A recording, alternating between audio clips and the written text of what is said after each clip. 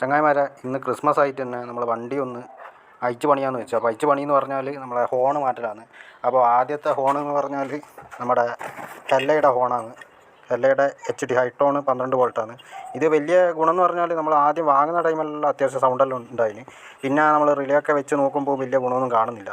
അപ്പോൾ വേറെ ഇതിൻ്റെ തന്നെ ഹൈടോൺ വേറെ ഹോണും ഉണ്ടായിന്. അത് നമ്മളെ ചങ്ങായിക്ക് കൊടുത്ത്, ചങ്ങായിൻ്റെ ഡ്രീം യുഗ എന്ന് പറഞ്ഞ ബൈക്കിന് കൊടുത്തിട്ടുണ്ട്, ഹോണ്ടൻ്റെ തന്നെ.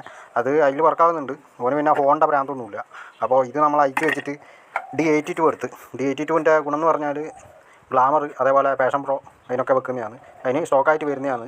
അപ്പോൾ അതിൻ്റെ പിന്നെ ഒറിജിനൽ സാധനം തന്നെയാണ് കിട്ടിയത്.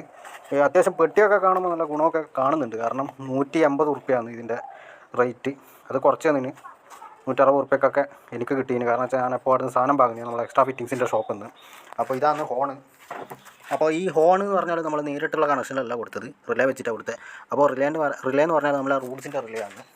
അപ്പോൾ ഈ റൂട്ട്സിൻ്റെ റിലേക്ക് 120 ഉറുപ്പ്യുണ്ട്. മുമ്പൊക്കെ 90 ഉറുപ്പ്യക്കൊക്കെ എനിക്ക് കിട്ടിയതാണ്. വലിയ പ്രശ്നമൊന്നുമില്ല, വാട്ടർ പ്രൂഫാന്നൊക്കെയാണ് പറയുന്നത്. പക്ഷേ നമ്മളെ വണ്ടിയെന്ന് വെച്ചാലൊന്നും പിന്നെ പുറമെ വെള്ളം തട്ടുന്ന രീതിക്കല്ല ഒന്നും കൊടുത്തത്. നമ്മൾ ബൈക്കിലൊക്കെ ഈ റിലേ വെച്ചാലേ മനസ്സിലാവും ഇത് വാട്ടർ പ്രൂഫാണെന്ന്.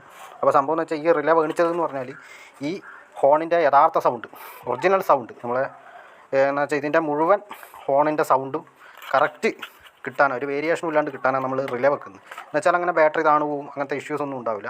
നമ്മൾ മെലഡി മേക്കറൊക്കെ കൊടുക്കുമ്പോൾ റിലേ വെക്കുന്നുണ്ട്. അത് അഗ്നീൻ്റെ റിലേ ആണ്. ഇത് റൂട്ട്സിൻ്റെ റിലേ ആണ് ഞാൻ കൊടുത്തത്.